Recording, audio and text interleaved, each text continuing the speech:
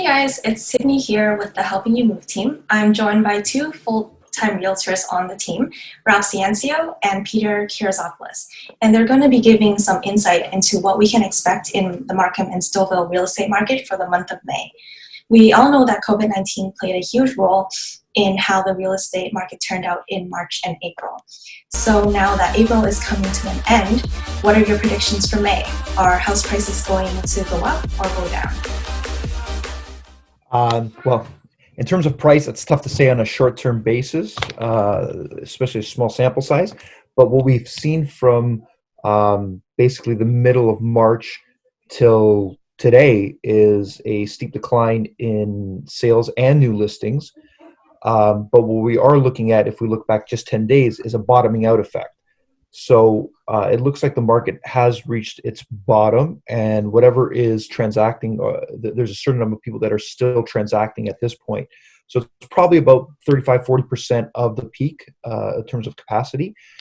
So that's, I think, where we are. As long as this government lockdown or stay-at-home stays into effect, I think we're going to be transacting like around that with some steady increases. If listings stay comparable to sales at this point, then I think we're going to see a balancing of price.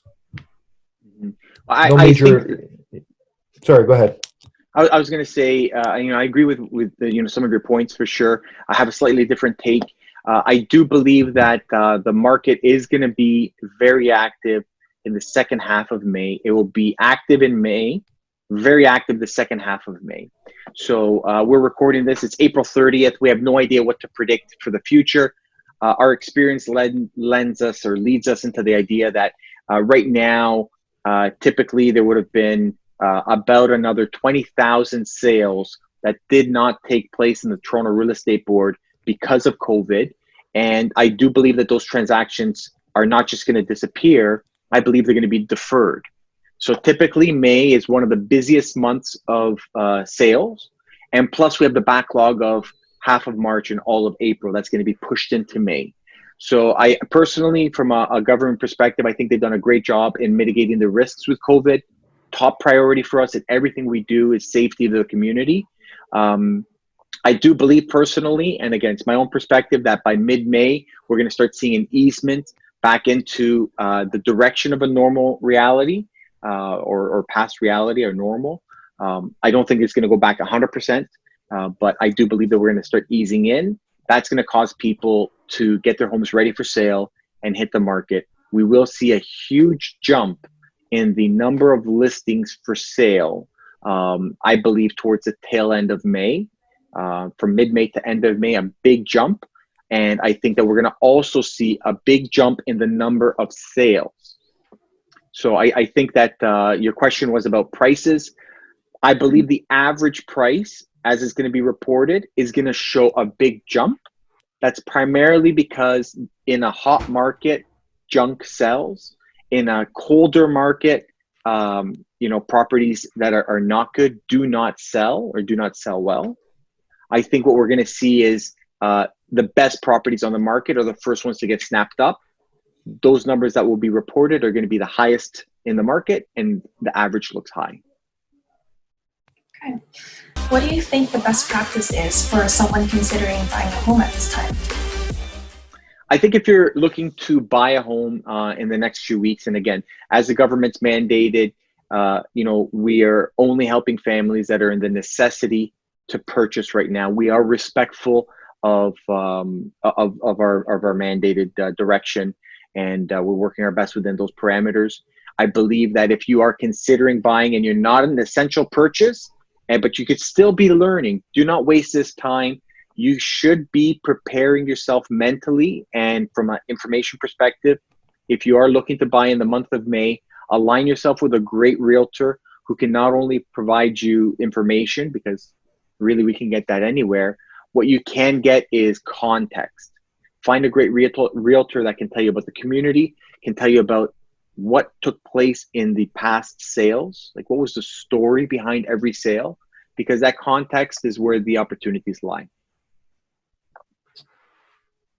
Great. Okay, yeah. So if someone out there is looking to make a purchase, I would briefly state that being prepared in general on the financial side is the most important at this point, figuring out your pre-approval, speaking with the lenders, because obviously a lot of banks are tightening the screws at this point, and there are some changes that are happening. They may be asking for more information on the financial side. So being pre-approved, lots of conversations with your lender to make sure you're in line, but also, there are homes right now, like we said, sales and listings are dropping off and bottoming out, but there are homes that are not selling right now as quickly as they would have 6 or 8 weeks ago. So that if you are thinking of buying, it gives you that opportunity right now to have that due diligence done on the financial side with extended, sometimes even extended conditional period for on financing, and also conditions on inspection to allow you to go through the home and make sure everything is sound and safe. What is the best thing to do if you're going to sell your home in the next 1 to 2 months? So if you're thinking of selling in the next 4 to 8 weeks, my thought would be preparation is the most important at this point. Obviously, like Ralph says, aligning with a realtor, letting you know what the backstory is in terms of the inventory that's coming out, because that does reflect when you should be going to market as well too, for your specific neighborhood or community. But definitely preparation, the decluttering, the preparation outside of the home. The weather's getting nicer.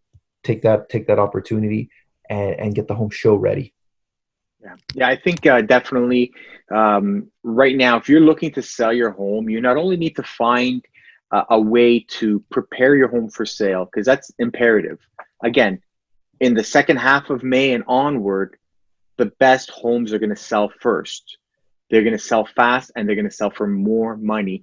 You need to position yourself to be in the category of the best home on the market. You can do that through outdoor cleanup, making great curb appeal. You can do that through a deep clean and purge of your home and proper home staging. I mean, we stage all the homes we bring for sale. We've been utilizing a lot of great technology in the way that we can market a home virtually. So drone photography, which is essentially a helicopter with a camera, takes a massive bird's eye view of your neighborhood, especially if you have a pool or if you have a beautiful lot. It's imperative that you're captivating that. But even our 3D immersive tours is a great way for people to see your home without leaving their living room.